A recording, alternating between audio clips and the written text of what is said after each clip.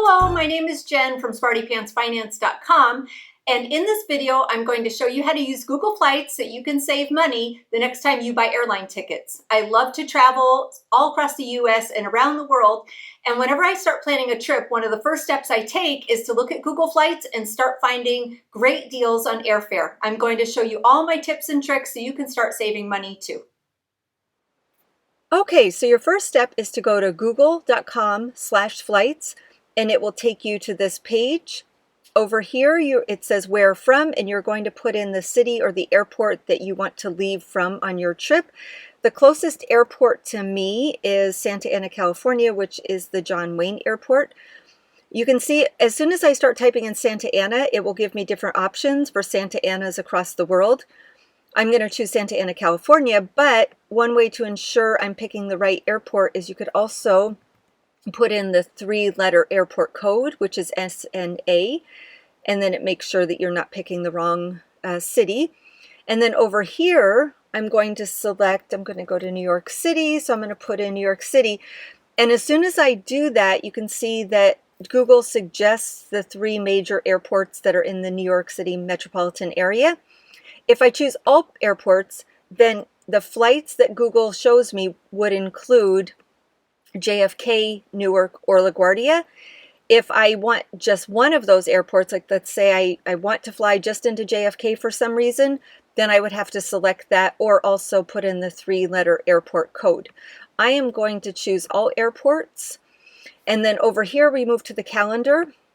I'm going to open the calendar and I'm going to move this over to March because I want to go on a 3-day weekend, the beginning of March. As soon as I choose my outbound date, March 6th, that's the day I want to leave, the calendar starts to populate with the lowest fares based on different days. So if you look here, if I left on the 6th and came back on the 9th, it would be $335 for most of that week. I want to go from Friday to Sunday, so I can see that the price is $368, but it's not colored green because Google is trying to tell me that other days have cheaper fares. But I'm going to stick with my original itinerary for now. But if you have flexibility, this is a really good option because Google is showing you that if you just stayed a couple of days longer or changed your trip a little bit, you might save a little money. So I'm going to just choose the 8th. Then I'll go down here to done. And now Google will show me all of the flights that match the itinerary that I have chosen. At the top, Google is going to suggest the best flights. This is based on normally the flight time, so it's a shorter flight time. So if you look here, it says 5 hours and 6 minutes. That is the time from when the plane leaves the ground to when it lands at the airport. It also shows me here that it's a non-stop flight, which is usually most desirable because then you're not spending time in other airports. Over here, it tells me what airline it is, the time that I depart, the time I arrive, and over here is the price. If I don't like that flight or any of the suggested ones, I can scroll down here, and there are actually some cheaper ones, but they didn't make the suggested list because they have stops, and you can see that the actual flight time is 10 hours. I save a little money. It's only $368. But over here, it's basically half the length of the trip is 5 hours for more money. If I'm looking at this United flight right here, if I scroll over to the side, it shows this little picture of a piece of luggage with a line through it, which is telling me, it's a warning, that no luggage is included in this fare, not a carry-on or a checked bag. So if I choose this flight, I'm going to also have to pay to bring a bag, anything that's bigger than a purse or a very small backpack. So I can click on this arrow. It gives me a little bit more information about the flight, including the itinerary. They do tell you sometimes these flights are delayed, so you get a little warning about that based on data that Google has collected. So if I scroll down, I'm going to see a variety of prices. They get more expensive as you go down. Some of them are maybe better itineraries as far as time of day, arrival, departure, but the cost is quite a bit more. So I am going to show you something. So let's see, we're going to click on this one. This isn't too bad. You leave in the afternoon and get there later in the day. It isn't the best fare, but I just want to show you how it works to actually purchase it. And now I have to choose my returning flight. So let's look, there's one in the evening and one early in the morning. I would choose the evening one. And these flights are going from John Wayne Airport, Santa Ana to Newark and back. They're both nonstop flights. And here I get an option to keep a basic economy fare, which means I don't get a bag for free. And if I do want to bring a bag, I have to pay $60 to check it. Or for $70 more, I can choose to pay more, but I now get a free carry-on and I get to pick a seat without having to pay extra. I'm going to leave it at basic economy just so you can see how it works to buy it. So down here, Google gives booking options. It's usually with a third-party vendor or the airline. I would recommend going with the airline because if you have a problem with your ticket, then the airline will help you as opposed to you having to go through the third-party vendor to get help if something goes wrong, like a cancellation or something else like that. So I'm going to click select. And now Google has redirected me straight to United Airlines website. And I have the exact same itinerary that I had already chosen in Google Flights. I have the same price, and it gives me the option to just buy it right here. So we're not going to go through the buying process, obviously, but I wanted to show you how that works in Google Flights. Now, I'm going to go back to the beginning of where I started. And because this wasn't really the best fare, you know, it's kind of expensive for this just a couple of nights in New York, I'm going to go back up here to my airport that I'm going to start at. And instead of choosing just Santa Ana, I'm going to choose Santa Ana because that's the one closest to me, but I'm also going to include Long Beach because it's also within a half an hour of me. And I'm going to choose LAX because that's a large airport near me. And now instead of just having one airport for Google to search, it's now going to include other airports as well. And you can see what that automatically does is it lowers the price because I'm flying out of a larger airport into New York. So that is a really great way to save money. The more flexible you are with the airports that you fly out of and into, the better your chances of getting a better deal. Now over here, we've already selected New York, all airports. And so another thing I can do is start looking at the dates a little bit more closely. So if I look at the calendar, if I want to leave on Friday, it's showing me that if I come back Sunday, it's $267. Or if I come back Tuesday or Wednesday, it's actually $226 to come back Tuesday. So if I click on that, I've extended my trip a little bit, but I'm getting a lower fare. If you come over here to Date Grid and click on this, so this is showing you that if you go from Tuesday, March 3rd to Tuesday, March 10th, which is a whole week, you'd pay $179. If you went from, let's see, Wednesday to Tuesday, it's also $179. So basically any of the prices in green are low. If they're just standard black, they're regular pricing. And if they're in red, Google's kind of warning you that it's a little bit higher than average. So that's a great way to look. If you click on Price Graph here, you can start to see patterns for the combination of numbers of days you want to go on your trip. So mine is set for, let's see, I'm going to put it back on 2-day trip because that's what we originally searched, going from March 6th to the 8th. So if I look, it's that weekend to go is a little bit more expensive than a lot of other times for the same number of days. So if I scroll over to here, if I go from Monday to Wednesday, the price drops to $207. If I went in late March, the flight jumps a bit, probably because it's spring break month and there are a lot of travelers going for the holiday. So this is a really great way to see what times of the month you can travel and save money. Over here, if we click on airports, we have already chosen the 3 major airports in the New York City area, but Google gives you the option to also select airports that are a little further, like Boston or Baltimore. I would only do that if I was already going to go to one of those further cities. for some reason, then it's just giving you a little bit more information.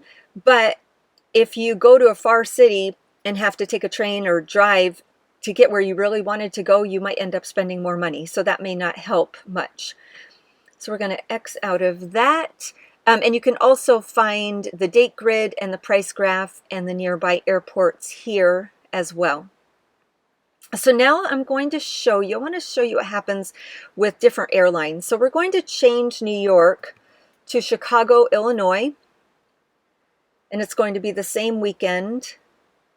And what I want you to see is that Spirit Airlines pops up here at the top as the cheapest. Even if you go down here, there are going to be some Spirit options that are, you know, considerably less than some of the other flights. However, Spirit is a budget airline. I don't like to fly the budget airlines because I have found that once you pay for a seat and you pay for a bag, the fees end up making the ticket as much as it would have been for a standard airline. So if you're like me and you don't want to travel on a budget airline, you come up here to Airlines, you click on that, and you have the option to scroll down here and take out Spirit. And now all of the search results will be all the airlines except for Spirit. And I do need to add, while we're talking about airlines, that Southwest does not include their flights in Google Flights. So if you want to fly in Southwest, you have to go to them directly. So I'm going to come up here and show you also that if you're part of a frequent flyer mile program or some kind of airline program, you can choose that alliance up here. So if I choose Star Alliance, I'm only going to see the airlines that are part of that group. And so then if I'm trying to accrue miles, then I'm going to just see the options that work to that advantage. If I unclick that, now I have all airlines suggested, and I could again take out Spirit. And if I had a particular airline I wanted to fly for some reason, like United, I could select United only. And now all I will see are the United flights for this itinerary. So that's really helpful. So I'm going to click that off. I want to show you a couple of other things. So because bags and actually having an assigned seat often cost extra money now, I'm going to click on bags, and if I go over here to carry-on bag and I select one, and I tend to only travel with carry-on as much as possible, this shows me what tickets include a carry-on bag. And now you can see that Spirit's flight, the fare, jumped up quite a bit once I included that bag. So if you don't want to have to be adding in the bag later and you just want to know what the final price is going to be, you can do this here with the bags. Another option is to look at the stops, and some people only want to fly on non-stop flights because you get there quicker. Other people are open to any number of stops as long as it saves them money. That is up to you. If you come over here to price, let's say you've set a budget for yourself where you only want to spend, let's say, $300 or less, then you would bring this down to what your limit is, and now you'll only see flights that fit within that parameter. And there aren't many, actually. Another thing you can do is if you come up here, this is the price just for one passenger. If you're traveling with a group, like let's say you have an adult and one child, if you change that, then Google will now show you the entire price for all of you to go on the trip. So that's really helpful because it can be kind of deceptive if you think, oh, it's only $250. But then once you add in your family members, you see how much more you're spending. And it's just a good way to track how much everything is going to cost at the end. Another thing you can do is come over here to times. And if you want to control what time you leave, maybe you only want to leave early in the morning or you only want to arrive in the afternoon, you can scroll down. So this changes it so that any flight that I see will arrive before 6 p.m. And again, now all of the flights are going to change because I've set new parameters for it. Another thing you can do is include airports that would be connecting airports during your flight. I think this is more helpful where it offers you the ability to control your layover duration. So the layovers are sometimes hours and hours long.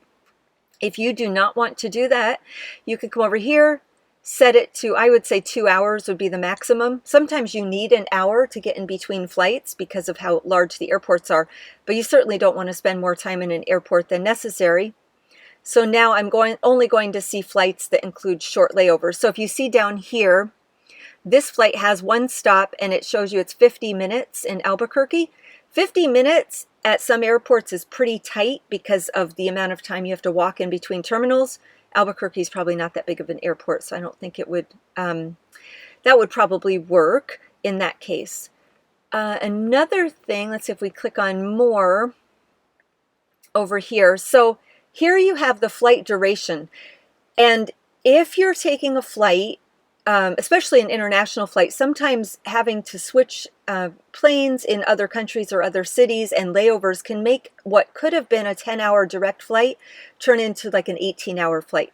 So a lot of times when I'm flying to another country, I just bring this way down here and I set it so that I don't want to see any flights that's more than 13 hours. Of course, going to Chicago, they're never going to be that long, I would hope, but this is especially helpful when you're going on international flights. So another tip is instead of choosing round trip, so Google will default to round trip, but if you come up here, you can change it from round trip to one way. Now all I'm seeing are flights that are one way between Southern California and Chicago. And Google automatically, when I made that change, is showing me that if I changed my travel date from March 6th to March 4th, that the price of the one-way ticket would be about half as much. So the way to make this work for you is if you are open to flying in and out of different airports and open to flying on different airlines to go and to come back, then you can save a lot of money. Sometimes a one-way ticket somewhere on one airline, and then when you buy another one-way ticket to come back on a different airline, sometimes the price of those put together is less than what a round-trip ticket would have cost you. So I've done that before. I flew to New York City on one airline, and then to come home, I flew from New York City back to LA on a different airline because each of the one-way tickets was less than if I just bought one full round-trip ticket. Another way to make it work is if you're open to not only switching airlines when you come back, but to go from different airports. So I've done that as well. I flew into New York City, into JFK Airport, and then coming home, I flew from LaGuardia back to LA. Sometimes Google will actually show you these fares. It'll show you that it's two separate tickets because they're kind of figuring that out for you. And you'll buy one-way ticket on, say, American Airlines, and then you'll buy one-way ticket on United because it costs less. So it's a really great way to save money. The thing you can't really use this for is international flights because a lot of times the one-way fares for international travel cost just as much as the round trip. But for domestic flights, it can really save you a bunch. Another thing you can do is go here to track prices. So I've set this for, let's say I'm going from my general area to Chicago on March 6th. If I'm not quite sure and I'm not ready to buy the ticket, I can click on track prices here. So now Google Flights will send me an email every day telling me if the price of the flight has gone up or if it has gone down. And that's just a good way to monitor things while you're trying to make up your mind. So one last thing I want to show you, if you scroll down to the bottom of the page, there's a large map, and if you click on it, you will see Explore Destinations, and you select that. And now I'm going to have the ability to search for fares all over the world based on a certain time of year that I select. So this is really great if you know you want to go on a trip, but you're not exactly sure where, and you're open to new ideas. This is a super way to find great deals. So I'm going to change this to round trip, and I'm going to change my originating airport to LAX so I see better international flights. And now click on the calendar and choose flexible dates, and it defaults to a 1-week trip in the next 6 months. You could also choose a weekend or 2-week trip, and I'm going to actually pick the month of March, and then click done. And now all of the flights I see are 1 week long trips in the month of March for different cities across the United States. If I expand the map a little bit, then I start to see fares further away. If I pull the map over, I'll see flights going to Europe, and some of them are really great deals. You see some are in the 300s, which is pretty amazing. So this is a super way if you have a lot of flexibility and you kind of want some new ideas about where to go. This is an awesome way to find fares that you wouldn't have otherwise seen if you were just searching specific cities. So I really hope that this tutorial has helped you. I'm confident that you can save a lot of money using Google Flights too. It's my first stop when I plan a trip, and I am looking forward to hearing how you save money on your trip too.